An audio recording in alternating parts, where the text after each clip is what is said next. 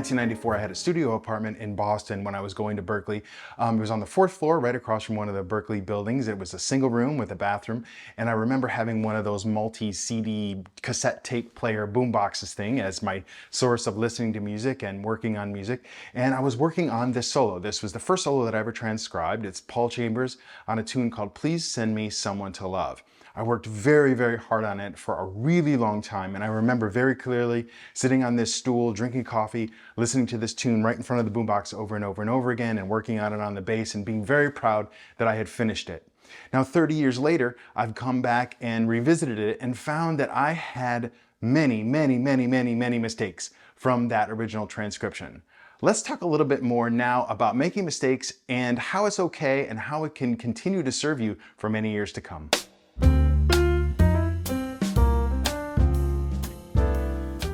Welcome to Learn Jazz Bass with Matt Rubicki. I'm glad that you're here. You know, when I am sharing some information with you, it's important to me that it be very accurate because I am sharing it. Like, I don't want to communicate something that is wrong, per se, right? In quotes, wrong. But the point of the whole video today is really about how we can be wrong, quote unquote, and still get so much from the work that we're doing. This solo, Please Send Me Someone to Love from Paul Chambers, as I said, was one of the first solos that I ever transcribed, if not the first.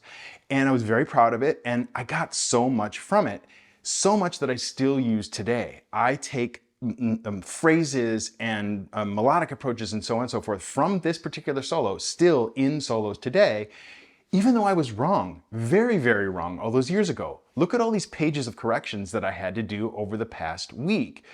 There's so much that I got incorrect or inaccurate as far as what Paul is actually playing. But does that really matter for you? Meaning, when you are doing it, does it really matter? And I would argue the answer is no. It's more important that we do some kind of work and that we get something from the experience of trying to transcribe, trying to learn tunes, and so on and so forth. I want to give you permission to be imperfect. I know a lot of us are probably perfectionists. I certainly am. And this is a good reminder to me that it isn't always the right thing to be right.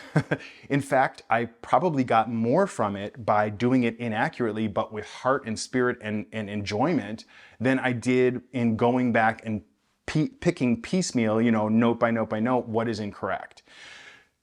So I would just really want to encourage you to do your own work and give yourself that permission to just go like, okay, I need to do something, anything.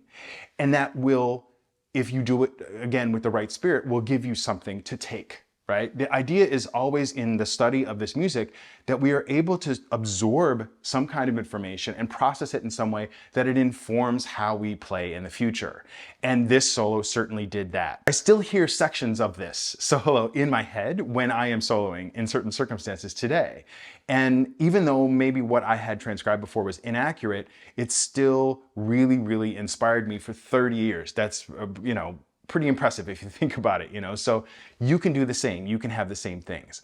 Let's take, it's a great solo, and I do want to take a little second though to do a kind of just make a couple notes about it, because I think it's worthwhile to think about and outside of the broad idea of like study something, right? Here's a little bit I got from this solo. The first thing to notice, and one of the reasons that my previous transcription was incorrect in a big portion of it, was that I wasn't really accurately putting on paper the fact that Paul is playing a double time feel.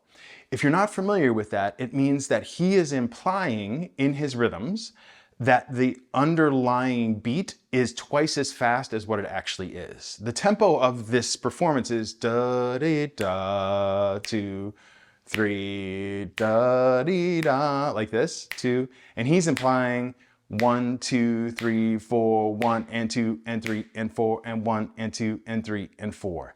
That's a double time feel. The chords don't change, the harmonic rhythm where the chords occur don't change, but it sounds like it's faster. So that was one sort of broad thing that when I was transcribing it and writing it out especially, I got wrong. But what this slower tempo does, even though it's this double time feel, it sounds twice as fast. There's not a lot in here that is super fast. And so that allows for us to hear a lot of little subtleties that I want to bring to your attention.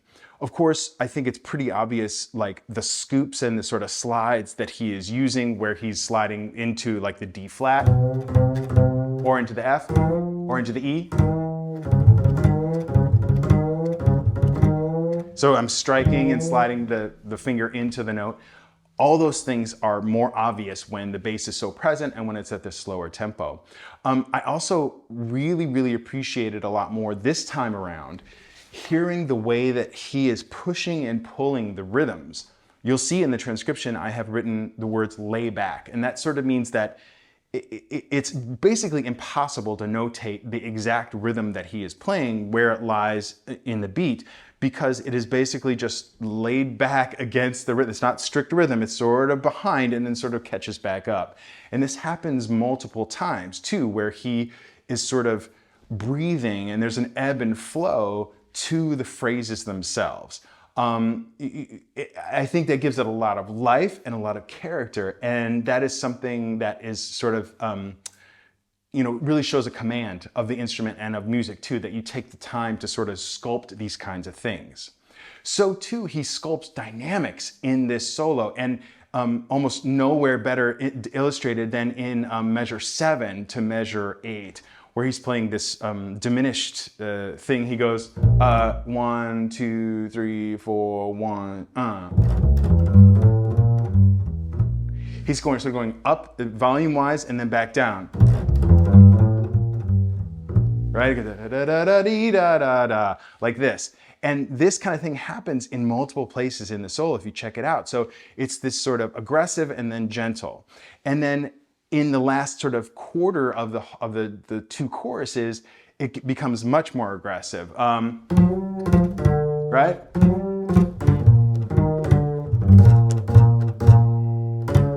That kind of thing, really, then he really locks into that sort of swing rhythm. So I think that is really interesting. And I think it's worthwhile taking your time to notice where these things occur. So we're not just looking at the notes, nor at the rhythms on the page. Really listen for where those kinds of ebbs and flows happen that are very organic and natural and give it a sense of real musicality.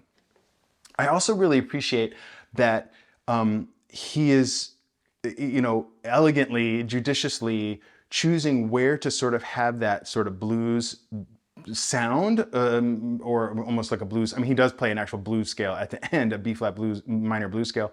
But he gives that flat third, the D flat, over a B flat, either 6th chord or B flat dominant chord.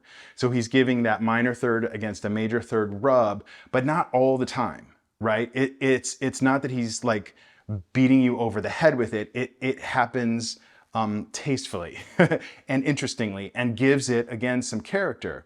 And there's plenty of times where he's clearly defining the chords that are more sort of ornamental in a sense, or, I don't want to say bebop chords necessarily, but like where there's a G7, for example, he's clearly defining that B natural in there. That one wouldn't do if they were just playing the whole thing as a minor blues scale. You know what I'm saying?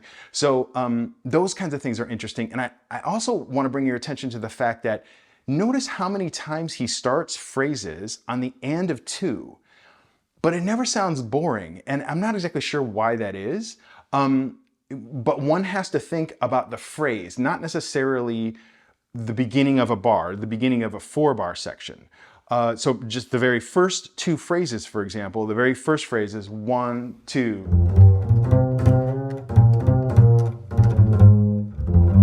That's one phrase. But now we're in bar 4, and this next phrase again starts in the and of 2, but in bar 4. 1, 2. 1, 2. 1. And it goes on from there. It happens in other places. It's almost like he's taking a simple idea and just manipulating it in a way that allows us to have some interest as the listener. He also has the great sort of bebop device of a bebop master of sort of twisting some of the phrases inside themselves in a way. It's sort of like, oh wait, where's the beginning of that phrase? Like, I thought the beginning was there, but now wait, suddenly there's a new phrase inside the other phrase. Like if we look at, for example, the second system from the bottom on the first page, starting at measure 25, he goes, something that laid back.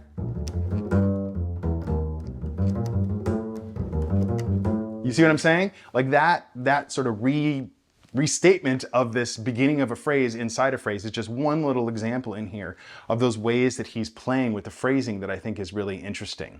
So hopefully this is somewhat approachable for you if you need to sort of slow it down to work on it. I would recommend that if nothing else, you listen to it a lot and try to work on some of it like I did, and hopefully you'll be able to take something from it for 30 years to come for yourself too. That's it for today. Thank you for joining me. I hope that it was helpful for you. As always, look below for a link for a PDF and a link to my course, Jazz Bass 101, Walking Essential Tunes. Thanks for joining me. Always remember, straight ahead and strive for tone.